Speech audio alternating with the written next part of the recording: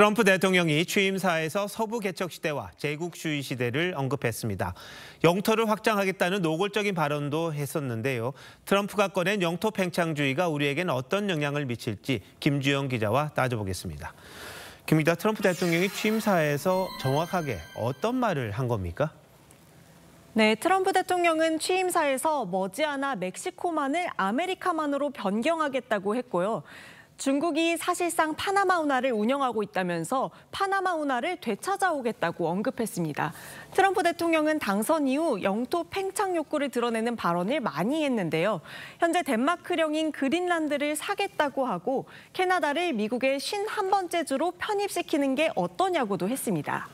김 기자, 이게 국제법상으로 상당히 불가능한 일이잖아요. 왜 남의 땅을 자기 땅으로 만들겠다는 겁니까? 일단 경제적 협상을 고려한 발언입니다. 취임사에 언급된 파나마 운하는 대서양과 태평양을 연결하는 항로로 미국은 이 운하를 직접 건설해 동부와 서부를 횡단하는 항로를 대폭 단축했습니다.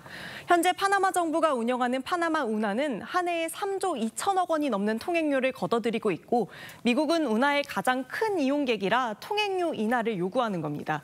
또 중국이 이 항로를 두 번째로 많이 이용하면서 영향력을 키우고 있는 점도 미국 입장에서는 못마땅한 점입니다. 파나마 운하 5개 항구 중 2개 항구가 친중국 성향의 홍콩 대기업이 운영하고 있고 2017년부터 파나마 제도가 대만과 단교하고 중국과 수교하고 있어서 이걸 견제하기 위한 겁니다. 그린란드는 안보를 위해서 필요하다 이런 말을 했던데 이것도 역시 계산이 깔려 있는 겁니까? 네, 미국에게 그린란드는 ICBM 등 미사일 방어 체계를 담당하는 군사적으로 중요한 지역입니다. 동시에 최근 빙하가 빠른 속도로 녹고 있어서 희토류 같은 자원이 드러나고 있고요. 북극해 중간을 관통하는 횡단 항로로서의 가치도 커지고 있습니다. 그래서 중국도 10년 전쯤부터 공항 건설 입찰에 나서는 등 지대한 관심을 보이고 있는 곳입니다.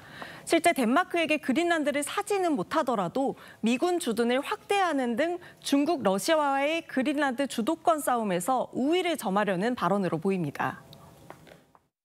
희토류 광물 등이 있는 곳이고 공항, 항구, 인프라 구축 이런 데 중국이 많이 이해관계를 갖고 있기 때문에 중국 자본의 집중 이런 것들을 계속적으로 견제할 수밖에 없죠.